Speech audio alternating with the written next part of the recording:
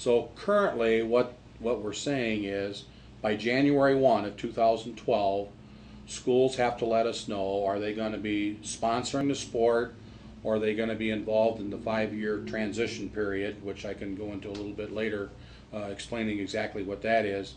Once we know how many schools are going to be involved, then we can determine the number of classifications we're going to have, how many will qualify to the state tournament, those types of things. And basically what we have right now is if we have at least 4 what we call AA size schools, and that would be enrollments of 450 and above, grades 9, 10, and 11, then we'll go to 2 classes.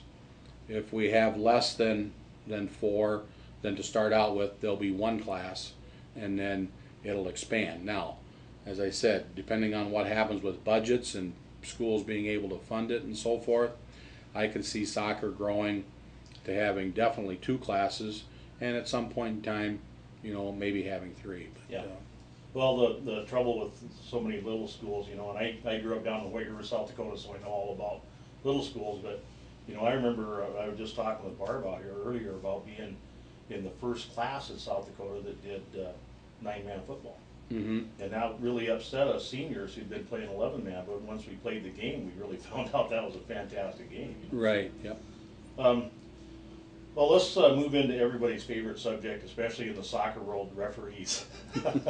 And I was on your website a little bit this morning and saw that you do have a tremendous referee education system. And, you know, United States Soccer Federation has its own set of licensing criteria and schooling and that sort of thing. Do you think that it's going to be pretty easy to mesh what you're doing in with USSF? I think so, and we'll utilize those people as much as we possibly can, but our intent is to register soccer officials through our office exactly the same way that we do football, basketball, and volleyball officials. And we will provide rules meetings for them, we'll provide testing materials, we'll provide training jamborees, mechanics meetings, and those types of things, just like we do for all of our other sports. And like I said, we'll be working very closely with the soccer officials that are currently there and trying to mesh that together and make that as easy a transition as we possibly can. You know, I love hearing that, because that's one thing that we have across the state needed a lot more standardization. Mm-hmm. and I think a more centralized approach. So, and as good a job as you do with the rest of your officials, I see a big upside there. Well, and I guess I'll just point out too, you know, I always kind of say this tongue-in-cheek, you know, we're never short of officials, we're just short of those that want to put the whistle around their neck and put the striped shirt on, you know, and so forth. The rest of us are in the stands. Right, but, you know, in all of our sports, not only soccer, but in all of our sports, we're at a critical stage with the number of officials. People that have been doing it for a number of years are getting out for various reasons, and we just don't have a lot of the young people that are stepping up to the plate to replace that, and our numbers keep dwindling and so forth. So if there's anybody out there that's interested in becoming an official, irregardless of the sport, including soccer, you certainly call our office and we'll work with them and try and get them the training that they need. You know, I have an idea for you to retain officials better. Issue them a set of earplugs. Yeah, right. So going down the same lines then about you know, using your system along with USSF. Currently, the state soccer high school committee requires varsity coaches to have a minimum of a D license, USSF D. Do you think that you're probably going to require that? Well, not being real familiar with the various classifications, what we require of all of our coaches, irregardless of the sport, is there's 3 requirements. We require a fundamentals of coaching class, which is not sports specific. It's a general, how do you treat kids, how do you treat parents, you know, setting up practice protocol and those types of things. That's a requirement. We also require first aid for coaches, and then we also require a concussion course and so forth. Those 3 requirements will be in place for our soccer coaches, same requirements that we have for all of our other sports. They're all online.